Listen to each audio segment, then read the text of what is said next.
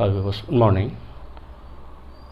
இன்றைக்கி உலக தமிழர்கள் மத்தியில் இருக்கிற ஒரு பெரிய எதிர்பார்ப்பு, இந்தியன் பார்ட் 2 ஃபிலிம் எப்படி இருக்கும், அதோடைய ஸ்டோரி என்ன, அதை எப்போ போய் நம்ம பார்க்கலாம்.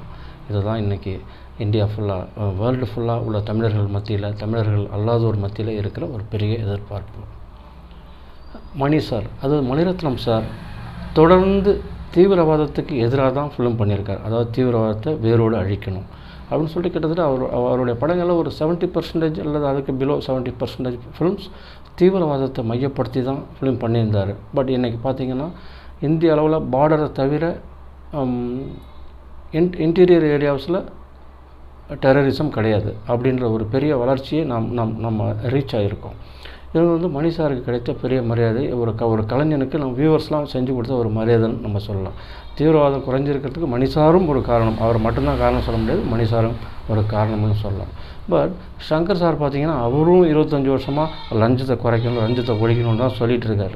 அவர் இதே தான் திரும்ப வலியுறுத்துறாரு, பல படங்கள் அதான் சொல்கிறார். பட் பார்த்திங்கன்னா லஞ்சம் குறைஞ்ச மாதிரியே கிடையாது, லஞ்சம் நாளுக்கு நாள் வளர்ந்துக்கிட்டு தான் இருக்குது. ஒவ்வொரு நாளும் லஞ்சம் வளர்ந்துக்கிட்டு தான் இருக்குது. லஞ்சம் கொடுக்காதவனே நாட்டில் இல்லைன்ற ஒரு சூழல் உருவாகிட்டுருக்கு. இது ஒரு கலைஞனுக்கு நம்ம செய்கிற மரியாதை, இல்லை அவருக்கு நம்ம மரியாதை கொடுக்கல அப்படின்னு சொல்ல முடியாது. இன்றைக்கி இதில் எதையுமே நம்ம ஒரு ஸ்ட்ரெயிட் ஃபார்வேர்டாக உள்ளவங்க எதையும் கரெக்டாக ஈஸியாக ரீச் பண்ண முடியல. அந்தளவுக்கு நம்ம சொசைட்டி அந்த அளவுக்கு போயிட்டுருக்கு, நல்லவர்களும் இருக்கிற இந்த சூழ்நிலையில். ஓகே, இப்போது இப்படி இருக்கிற சூழலில் இது என்ன ஸ்டோரி, இது எது சம்மந்தப்பட்ட ஸ்டோரி, இது எந்த டிபார்ட்மெண்ட்டில் இந்த முறை கையை வச்சுருக்காரு டைரக்டர் சங்கர், எந்த டிபார்ட்மெண்ட்டில் கையை வச்சுருக்காருன்ற ஒரு பெரிய எக்ஸ்பெக்டேஷன் நிலவுது. அந்த சூழலில் இவங்க ரிலீஸ் பண்ணியிருக்கிற ட்ரெய்லரை வச்சு நம்ம பார்க்குறப்ப ஒரே ஒரு ஷாட் நமக்கு கதையை ப்ரெடிக்ஷன் பண்ண ஒரு சின்ன சான்ஸ் கொடுக்குது. அந்த ஒரு ஷாட் அது என்னென்னா, இந்திய அளவில் பள்ளி படிக்கும் சிறுமிகளுக்கு எதிரான அட்ராசிட்டி.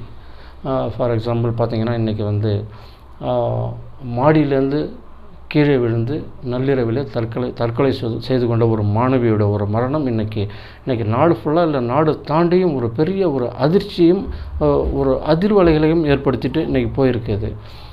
இது மாதிரி நிறைய இடங்களில் நடக்குது.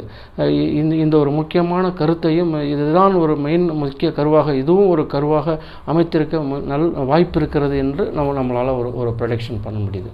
ஓகே வியூவர்ஸ், நம்ம படம் ரிலீஸ் ஆனவுடனே என்ன இருக்குன்னு நம்ம பார்க்கலாம். பாய், தேங்க்யூ.